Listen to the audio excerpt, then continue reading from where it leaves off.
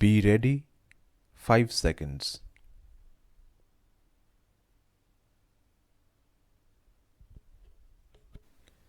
Let us please be in this house looking at India today compared to what is happening in the rest of the world. Just 2 or 3 highlights will tell you where India is compared to the rest of the world. Why should we have to compare with the rest of the world? It is because whether it was in 2008 or before that, we have never seen a calamity of this kind, a pandemic of this kind. Coming out of the pandemic, all of us, each at his own level, were trying to make sure that people in our constituencies, people in our states, people in our areas are given that extra help. I recognize that everybody, members of parliament and also state governments, has played his role.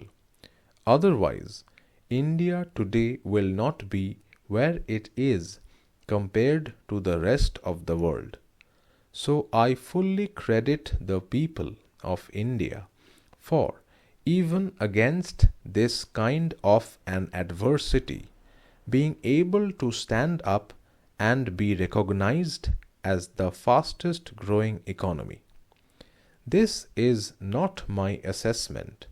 Repeatedly, in the last 2 years, the World Bank, the IMF, and many other agencies are periodically giving an estimate of what the global trade is going to be like, what the growth of global GDP is going to be like, and also recasting their assessments about what the world's growth is going to be, and by country what the assessment is going to be.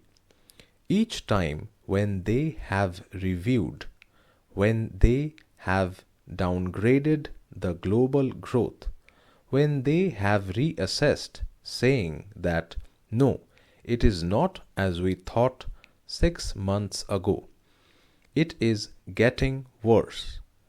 In each of these times, India also has been reduced in terms of growth it is expected to achieve.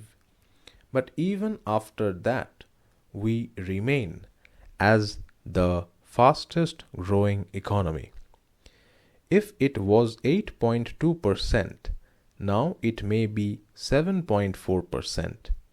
But even as the entire globe's growth is being reviewed, reassessed, and re-estimated, each time we remain at the highest. So, first of all, it is important for us as Indians to appreciate that our people have gone through this pandemic, Delta wave, Omicron wave, and after that, the way in which the global value chains have hit us. But in spite of that, because of the various steps taken by the government and also by the Reserve Bank of India, we are still at a much better position than most countries.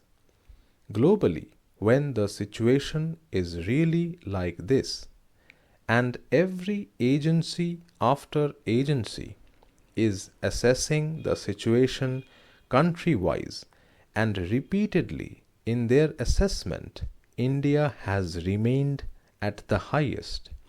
I think this House, irrespective of the party differences, will have to feel proud for this country and its people.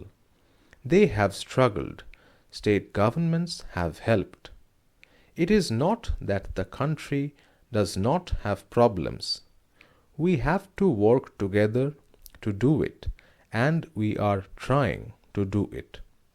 But even as we are trying to do it, and even as the global agencies are saying, this country is suffering like that, that country is suffering with these problems, a third country is suffering with something else, and India is like this.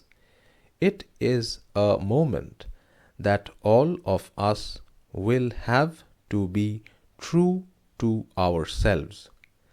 Sir, the GDP of the US fell 0.9% in the second quarter following a 1.6% decline in the first quarter, marking a start of what they call an unofficial recession.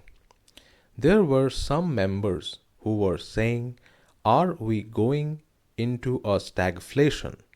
And will the finance minister reply, there is no question of India getting into recession or stagflation like the US. They may call it technical recession or whatever. Sir, it is not just me. A Bloomberg survey, which was done by an economist, has said that there is zero probability of India slipping into a recession, even though there are several major economies which are at substantially risky position of getting into recession.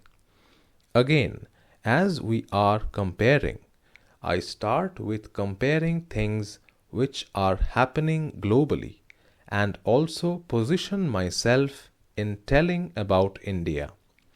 Banks and banks' health are equally important for looking at the economy and its situation at any point in time.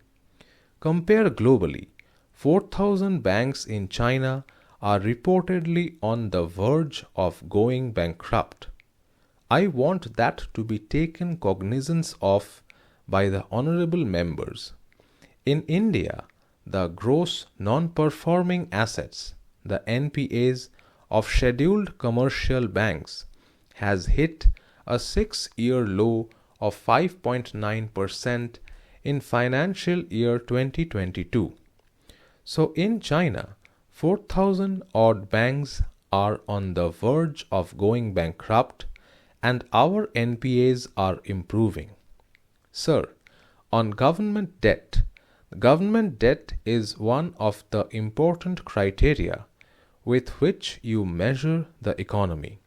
The debt to GDP ratio of many countries are in triple digits, and that includes Japan, Greece, Italy, Bhutan, Singapore, US, Portugal, Spain, France, Sri Lanka and Canada, whereas the central government very consciously has controlled its debt. It is at 56.29% of the GDP at the end of 2021-22, compared to 59.9% pegged in the revised estimates for that year. So even from the revised estimates, we have brought it further down.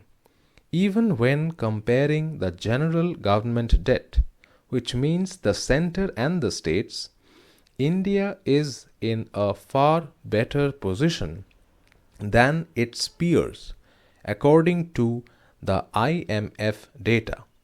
It is not me saying it. With a general debt to GDP ratio of 86.9, which includes both center and states. I just want to draw the attention of members.